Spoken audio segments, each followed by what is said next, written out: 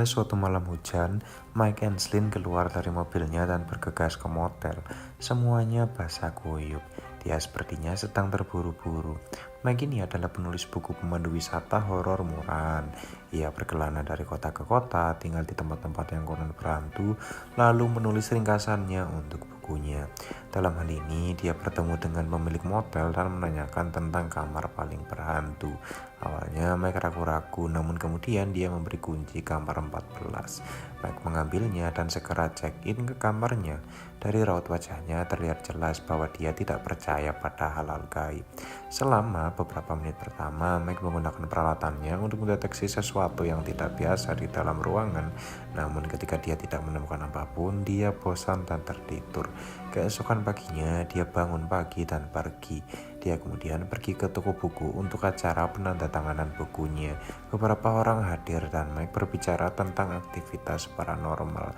Ia mengutarakan pandangannya untuk tidak mempercayai aktivitas hantu dan semua itu hanyalah khayalan belaka. Saat dia menandatangani buku untuk para pembacanya, seorang gadis muda menandatanginya dengan membawa bukunya yang sudah sangat tua. Terungkap bahwa Mike pernah menulis cerita emosional sebelum menjadi penulis paranormal. Gadis itu mengatakan kepadanya bahwa dia benar-benar tersentuh oleh buku itu karena tampak terlalu autentik, terutama bagian tentang hubungan antara ayah dan anak perempuannya. Dia kemudian bertanya apakah itu terjadi. Mike menjawab tidak, namun ekspresinya menunjukkan sebaliknya. Setelah acara buku, Mike kembali ke rumahnya di Los Angeles. Ia pun segera pergi ke pantai untuk menikmati selancar. Saat ia sedang, sebuah helikopter lewat di atasnya sambil membawa spanduk. Mike mencoba membacanya, namun saat itu dia tersapu oleh gelombang besar. Mike pun tersedak air laut, namun tak bagaimana berhasil bertahan. Setelah dia bangun, dia pergi ke kantor pos dan mengambil surat-suratnya. Saat dia melewatinya, sebuah kartu pos menarik perhatiannya.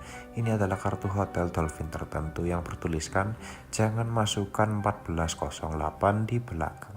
Mike langsung tertarik dengan hal ini sehingga dia menelpon hotel tersebut untuk mendapatkan informasi tentang kamar 1408. Namun resepsionis menyebutkan bahwa kamar tidak tersedia untuk tanggal berapapun. Dia menyarankan agar Mike memesan kamar lain. Namun protagonis kita tidak mudah menyerah.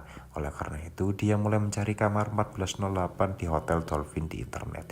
Yang mengejutkan Mike mengetahui bahwa beberapa orang melakukan hal yang tidak terfikirkan di ruangan tersebut, sehingga ruangan tersebut telah ditutup selama bertahun-tahun.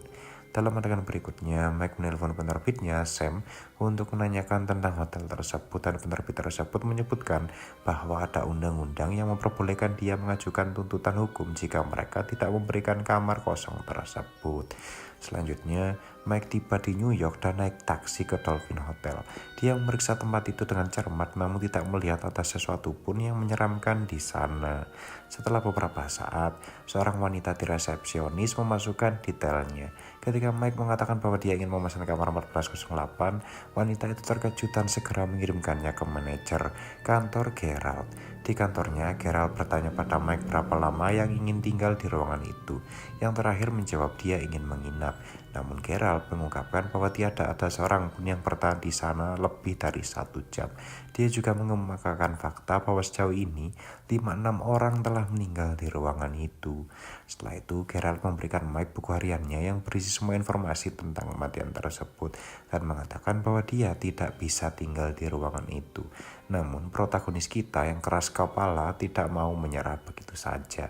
Dia melihatnya sebagai peluang sempurna untuk membuat konten bagus untuk buku barunya. Mike pun terus bersikeras bahwa dia tidak akan pergi sampai dia mendapatkan apa yang diinginkannya. Dan pada akhirnya pun Gerald dengan ragu-ragu menyerahkan kunci kamar 1408 kepadanya. Keduanya kemudian naik lift ke lantai 14. Tak lama kemudian lift berbunyi dan mereka berpisah. Mike melewati berjalan lorong di kosong, membaca buku harian yang diberikan oleh Gerald. Pada awalnya semuanya tampak normal saat dia melihat seorang pelayan lewat. Namun sepertinya ada sesuatu yang sangat meresahkan. Mike melanjutkan ke 1408 dan membuka kunci ruangan. Dia menyalakan lampu dan menutup pintu. Dia kemudian mengeluarkan tape recorder dan mulai merekam suaranya saat dia berjalan mengelilingi ruangan. Mike menjelaskan tempat itu secara mendetail dan mengatakan bahwa tempat itu jauh lebih membosankan daripada yang ia perkirakan. Namun saat itu dia dikejutkan oleh sebuah lagu yang mulai diputar di radio. Saat Mike berbalik, dia melihat dua coklat diletakkan di atas bantalnya dan memakan salah satunya. Dia mendengar suara-suara dan mencurigai ada seseorang di dalam ruangan. Nah, setelah mematikan musiknya, Mike menjadi bersemangat berpikir dia akhirnya menemukan sesuatu untuk ditulis. Namun dia masih tidak menyadari ada yang tidak beres dengan tempat itu. Mike yakin staf hotel hanya mencoba menakutinya. Segera ruangan mulai memanas secara otomatis. Dia mencoba menurunkan termostat tetapi suhunya tetap panas. Ketika kondisinya semakin tidak tertahankan, Mike menghubungi operator hotel meminta mekanik untuk memperbaiki masalah tersebut. Setelah menutup telepon, dia memeriksa ruangan dengan lampu UV dan menemukan noda darah di mana-mana. Tak lama kemudian seorang mekanik mengetuk pintu dan Mike dengan gembira menyambutnya. Namun pria tersebut menolak memasuki ruangan tersebut karena khawatir akan nyawanya. Sebaliknya dia memandu Mike tentang cara memperbaiki termostat. Yang terakhir mengikuti instruksi dan berhasil menurunkan suhu. Namun ketika dia berbalik untuk mengucapkan terima kasih kepada mekanik tersebut, tidak ada seorang pun. Tiba-tiba radio menyala kembali dan sebuah lagu mulai diputar dengan keras. Jam di radio otomatis disetel ke timer 60 menit. Suara kesemutan bernada tinggi juga mulai terdengar dan Mike kehilangan pendengarannya untuk beberapa saat. Dia dengan panik melihat keluar jendela, meskipun lalu lintas padat, dia tidak dapat mendengar apapun selain suara yang menggelitik. Saat itu jendelanya menutup dengan sendirinya, meremukkan tangannya. Mike menjerit kesakitan saat dia pergi ke kamar mandi untuk membersihkan lukanya. Namun air keran langsung mendidih dan tangannya terbakar. Kembali ke kamar, Mike sedang membalut tangannya saat lagu Kita baru saja mulai diputar. Marah dia memutuskan sambungan radio dari stop kontak, namun pengatur waktunya masih berjalan. Pada detik ini, Mike akhirnya menyadari bahwa dia sedang dalam masalah. Jadi dia mengumpulkan semua barangnya dan mencoba keluar dari ruangan. Namun sialnya, kuncinya patah menjadi dua. Knop pintunya juga terlepas. Nah, karena takut, Mike pun mencoba mendobrak pintu hingga terbuka, namun tidak berhasil. Dia kemudian bergegas menutup jendela sambil menangis minta tolong dan melihat seorang pria di gedung sebelah. Mike berteriak untuk menarik perhatiannya, namun segera menyadari bahwa itu adalah bayangannya. Saat itu sosok menyeramkan mendekati versi cerminnya dengan pisau dan membunuhnya. Saat Mike berbalik, dia melihat entitas yang sama di belakangnya juga. Dia menjatuhkan diri ke lantai dan menutup matanya menunggu ajalnya. Namun ketika dia sadar kembali, entitas itu tidak terlihat lagi. Hal ini membuat Mike khawatir dan sekarang dia yakin bahwa dia sedang berhalusinasi. Saat dia mencari jawaban, dia tiba-tiba teringat bahwa manajer hotel telah memberinya minuman keras sebelum masuk ke kamar. Dia curiga itu dibius dan itulah sebabnya dia melihat sesuatu. Dia juga mengira coklat yang dia makan tadi telah dicampur dengan sesuatu. Tiba-tiba TV di kamar mulai menayangkan video Mike dan keluarganya. Dia bermain dengan mantan istrinya, Lily, dan putri mereka, Katie. Mike pun menjadi emosional saat dia berjalan menuju TV. Dia mencoba merasakan wajah putrinya di layar, namun TV tiba-tiba mati. Mike kemudian mulai mendengar tangisan bayi di sebelah. Dia berasumsi pasti ada seorang wanita yang membawa bayinya dan dia menggedor tembok untuk meminta bantuan. Sayangnya, hal ini justru memperburuk situasi karena suara tangisan bayi semakin keras sehingga memekakkan telinga Mike. Dalam keadaan panik, ia pun melempar kursi ke dinding hingga akhirnya suara itu hilang. Namun kemudian sesuatu yang mengerikan terjadi. Mike melihat darah menetes dari dinding yang retak seolah-olah dia menabrak orang sungguhan. Dalam adegan berikutnya, Mike memeriksa tanah lantai dan mengetahui bahwa ada beberapa ruangan di sebelahnya. Karena pintunya macet, dia memutuskan untuk keluar dari jendela dan meminta bantuan. Mike perlahan melangkah keluar dan berjalan di langkan gedung. Namun saat dia sampai agak jauh, dia tiba-tiba mengetahui bahwa hotel tersebut tidak memiliki kamar lain kecuali 1408. Karena panik, dia mengubah arah dan mulai kembali ke kamarnya. Namun di tengah perjalanan, seorang wanita mengerikan muncul di sampingnya, menyebabkan dia hampir terjatuh. Mike entah bagaimana bertahan dan dia melihat wanita itu melakukan hal yang tidak terfikirkan dari tepian. Dia kemudian naik secara kembali ke dalam, dan setelah itu jendela menutup secara otomatis. Saat Mike memeriksa denah lantai lagi, dia mengetahui bahwa denah tersebut kini telah berubah total. Hanya kamarnya yang ditampilkan, sedangkan bagian hotel lainnya digelapan. Yang menambah misteri, Mike memperhatikan bahwa ruangan 1408 telah berubah tampilannya. Pintu dan jendela kini seluruhnya tertutup dinding beton. Mike tidak percaya akan hal ini terjadi padanya. Jadi dia mendengarkan rekaman sebelumnya untuk memeriksa kewarasannya. Yang membuatnya ngeri, rekaman itu juga mengatakan bahwa ruangan itu berhantu. Bingung dan tidak tahu harus berbuat apa, Mike merogoh tasnya dan menemukan laptop. Dia menyambung ke jaringan nirkabel dan menelpon Lily melalui operan video. Dia dengan gugup mengatakan padanya bahwa dia terjebak di tempat yang aneh dan memintanya untuk memanggil polisi ke kamar Dolphin Hotel 1408. Namun saat dia memberikan informasi lebih lanjut, alarm penyiram tiba-tiba aktif dan menyemprotkan air ke seluruh ruangan. Sayangnya, hal ini merusak laptop serta semua perangkat elektronik lainnya di dalam ruangan. Setelah Mike mematikan alat penyiram, ruangan mulai membeku dan suhu di sana menjadi sangat dingin. Dia mencoba membakar berbagai benda dalam ruangan untuk menghangatkan dirinya. Beberapa waktu kemudian, saat Mike berada di ambang kematian, dia mendapat panggilan di laptopnya yang secara ajaib telah memperbaiki dirinya sendiri. Lily ada di ujung sana dan dia menyebutkan bahwa polisi ada di kamar hotel 1408. Namun dia mengungkapkan bahwa kamar itu kosong. Saat itu laptopnya bermasalah dan Mike yang supernatural mulai berbicara dengan mantan istrinya melalui teleponnya. Dia meminta Lily datang ke kamar 1408 mungkin untuk menjebaknya. Mike yang asli berusaha sekuat tenaga untuk menghentikan kedatangan mantan istrinya, namun suaranya tidak terdengar. Tiba-tiba semuanya mulai bergemuruh, semua benda di dalam ruangan pecah, dinding retak, dan ada puing di mana-mana. Hujan mulai turun, Mike pun menabrak lukisan kapal dan air mulai mengalir dalam ruangan. Mike ini tenggelam, berjuang untuk hidupnya. Namun setelah sedikit berjuang, dia melihat cahaya di atasnya dan berenang ke arahnya.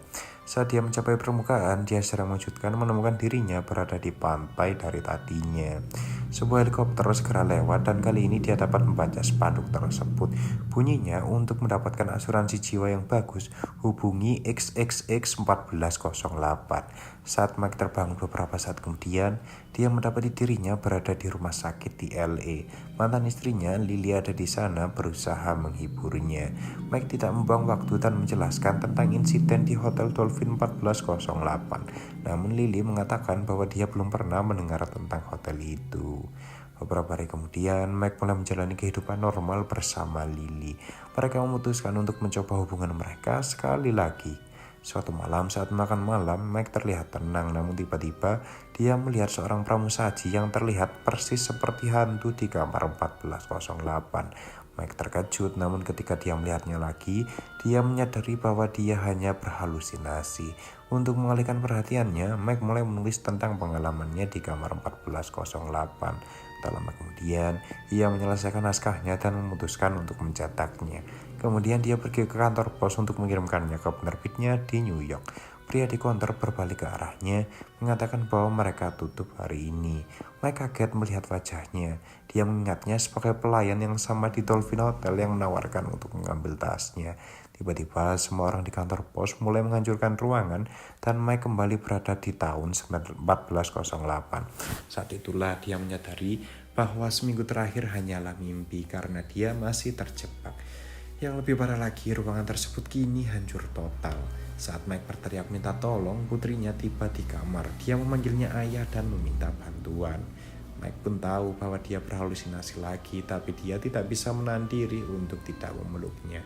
Di sini terungkap bahwa Katie meninggal beberapa tahun lalu karena kanker, dan ini alasan Mike dan Lily berpisah. Kembali ke kamar, dia memberitahu Katie bahwa mereka akan hidup bersama sebagai sebuah keluarga dan tidak ada yang akan membawanya pergi.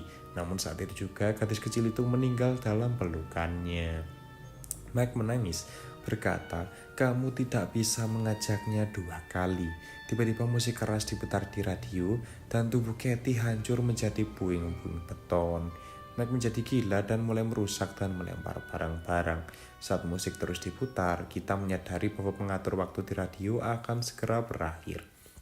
Dalam adegan berikutnya, jam menunjukkan angka 0 dan mendapati dirinya berada di ruangan asli 1408. Perabotan lengkap dan tidak ada yang rusak. Jam juga telah disetel ulang ke pengatur waktu 1 jam lainnya yang menunjukkan bahwa Mike terjebak dalam lingkaran tanpa akhir. Tiba-tiba telepon berdering dan Mike segera mengangkatnya. Dia bertanya, "Mengapa kamu tidak membunuhku?" Dan operator menjawab bahwa dia dapat memilih untuk menghidupkan kembali saat itu berulang-ulang kali atau mengakhiri hidupnya. Pada saat yang sama, Mike memperhatikan makam dirinya dan putrinya, Katie. Dia menyadari bahwa ruangan tersebut memaksanya untuk melakukan hal yang tak terpikirkan, sama seperti semua penghuni sebelumnya. Sementara itu, operator di telepon menanyakan apakah dia siap untuk check out atau belum. Mike ragu-ragu sejenak dan berkata tidak. Sebagai tanggapan, operator menyebutkan bahwa istrinya akan segera di sana dan menutup telepon. Mendengar hal ini, Mike panik dan memutuskan untuk mengakhiri semuanya. Dia melihat sebotol bourbon yang diberikan oleh manajer yang sekarang sudah penuh. Bertindak cepat, dia membuat molotov, menyalakan api lalu melemparkannya ke dinding. Tak lama kemudian alarm kebakaran berbunyi dan semua orang di hotel panik. Lily yang baru saja tiba di hotel memberitahu polisi bahwa Mike ada di dalam kamar 1408 di lantai 14. Sementara itu, Mike duduk dengan tenang di kamarnya sambil merokok. Saat tempat itu terbakar habis, dia tertawa dengan hila, puas bahwa ruangan itu akhirnya akan hancur. Adegan kemudian beralih ke pemakaman Mike, mengungkap bahwa dia tidak selamat. Lily memberikan pidato yang menyentuh hati, mengatakan bahwa Katie dan Mike akhirnya bersama sekarang. Setelah upacara berakhir, Gerald, manajer di Hotel Dolphin, mendekati Lily dengan barang-barang Mike di dalam sebuah kotak. Namun dia menolak untuk meminumnya dan mengatakan bahwa dia ingin pindah sekarang. Setelah beberapa saat Gerald kembali ke mobilnya, dia menemukan tape recorder di antara barang-barang Mike. Saat dia memainkannya, dia mendengar momen terakhir Mike yang menghantui persamaan dengan jeritan Katie. Tiba-tiba Gerald melihat gadis itu dicemin, dan ketika dia berbalik, dia melihat Mike yang terbakar habis. Karena ketakutan, Gerald mengembalikan tape recorder ke dalam kotaknya dan pergi. Di adegan terakhir, kita melihat arwah Mike masih terjebak di kamar 1408. Saat dia berkeliling, dia mendengar Katie memanggilnya ayah dari dekat.